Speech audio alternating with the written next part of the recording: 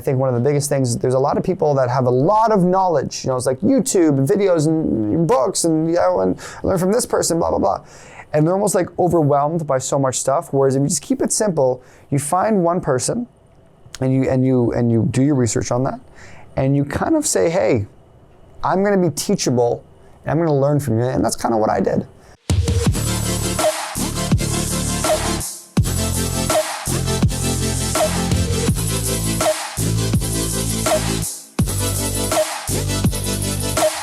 What is up, everyone? How's it going? My name is Daniel Francis. In this video today, we're gonna have my good friend, Mr. Chris, ask questions to me about communication, about confidence, and kind of have that genuine conversation feel to it, where I can answer it not in like a professional format, but just kind of having these really just conversations I have every single day with people.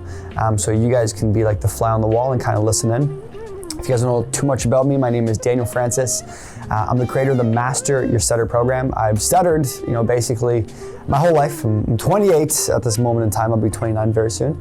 And my whole life has been this journey to really overcome my biggest insecurity, which was my stutter. So learning sales and becoming a director and managing 50, 60 people and really learning the art of public speaking, it's brought me down this journey of, my purpose right now is really to help others master the art of speaking. Because to me, if you can't speak with confidence,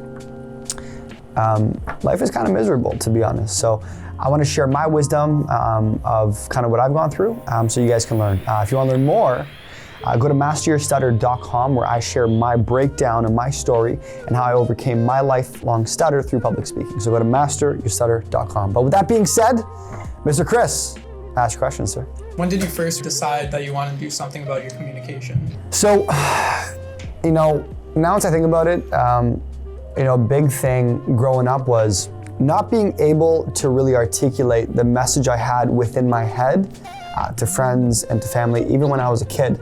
And, I remember I got the whole class to laugh at me when I was reading a paragraph from my textbook in front of the whole class, and I stuttered on the word water. I wasn't able to say it, and I remember the whole class laughed at me. And that kind of like put a dent in me because I wasn't actually able to say something. And then, over time it just became worse and worse and worse. So I made that decision of like, I need to overcome this somehow, some way. So it was painful, but it's given me a lot of motivation to become who I am today. So when did you move forward and start doing something about it? And what were the first steps that you took towards doing that? Yeah, so I kind of went through a plethora of different alternatives to overcome my stutter. So initially it was like, I went to speech therapy when I was young, but then I was like, speech therapy really isn't working. And then I remember I was like, and then I went into music. So I realized singing, when I sang, I didn't stutter. I remember I performed at this show called Club Bray Buff. And I remember I performed on stage, and I even said a couple words at the end with my band, and I sang, and even though I was nervous and I said something at the end, I didn't stutter at all. And that was like a kind of thing that happened in my head of like, when I sing, I don't stutter. And after I had that experience, I realized there's something here, because there's a part of me that's fluent, it's confident. And then my next part was, my next challenge, or my next chapter, sorry, I thought that if I became really academically smart in school, because maybe because I stuttered or I didn't speak well, I felt like I wasn't smart. So I went down this path of like, I'm gonna become like a doctor, right? I'm gonna go biochem, physics, advanced functions, calculus, data management. They call it the Asian six-pack. I don't know if you guys remember that. So bad. I became this nerd, and I started to like study all this stuff, and I thought it would solve that problem of me, but what ended up happening was I would just be studying all the time. I wouldn't actually be communicating at all or speaking. So initially I'd be singing, I wasn't communicating, or I'd be studying kind of in my own world, reading textbooks and doing exams and assignments and stuff like that. So that was what I first did. But the real big change that really happened was when I went to a public speaking event on campus in my university when I was 19, 20. I saw this public speaker come to the front of the room. He was the same age as me, and he delivered like a 30-minute speech in front of like 25 of us. And he killed it.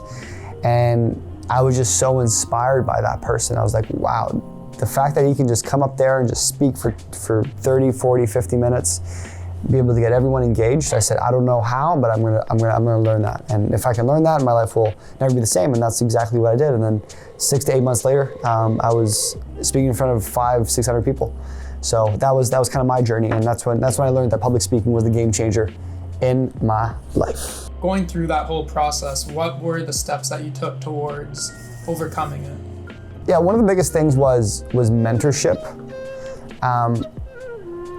Like the fact is, I've been living life for so long, speaking this way. So to me, in my eyes, there's something wrong with the formula of what I'm doing. So the formula is wrong. So how do I change the formula? Well, I can try to figure it out by myself, but I've been trying to figure it out by myself for so long. So to me, when I went to that public speaking event, I actually went up to that person. I said, I don't know how, but I want you to mentor me. I want you to teach me. And that's kind of what I did. I signed up for whatever it was, and he became my personal public speaking mentor and mindset mentor and business mentor. And to me, he started to like show me books I've never heard of before. Showed me, teachers and speakers and just knowledge and information that I never. And then he also gave me feedback, because he gave me feedback because he was a good speaker. And that was kind of like the beginning of it. I found someone who was in my shoes. He spoke the way I wanted to speak like, and he was able to give me the feedback. And I think one of the biggest things is there's a lot of people that have a lot of knowledge. It's like YouTube and videos and books and and learn from this person, blah, blah, blah. And they're almost like overwhelmed by so much stuff. Whereas if you just keep it simple, you find one person and you do your research on that. And you kind of say, hey, I'm gonna be teachable and I'm gonna learn from you. And that's kind of what I did. And then that person started to open up my eyes to a lot of different things. And I remember there was one event where we were running a public speaking event, and he said, Daniel, like, enough's enough. You need to do your own event. You can't expect me to just keep running them. And I said, oh my God, are you crazy? There's no way. And his name was Paul. There's no way. And I said, what if I mess up? What if I screw up? You know what? It's not the right time. It's not the right time. That was always my thing. So what we did is, it was the scariest thing, but probably one of the best things that could have ever happened to me. We had this public speaking event on a Saturday, and we said, my good friend Paul's going to be there. And then Paul, last minute, while everyone was driving over, said, hey Daniel, guess what? I'm not coming over. You're the one that's going to do it. And he threw me in the fire. And I've been practicing for weeks, because I'm always practicing. And I remember I did that event. I spoke in front of all these people. It was like 30, 40 minutes, and I was freaking out before, and I rocked it. And I think 1 or 2 people signed up. And I realized, I'm like, damn, I did it. I made this happen.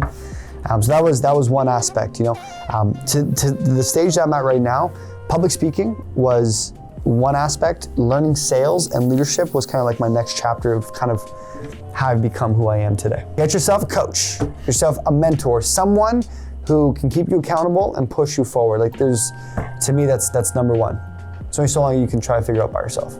How did learning the skill and overcoming everything change the path that you were on? My belief is everyone has this innate ability within them. Like, we got these 2 camera guys, and you guys are amazing with this, right? This is a passion, right? You guys are like skilled at some level.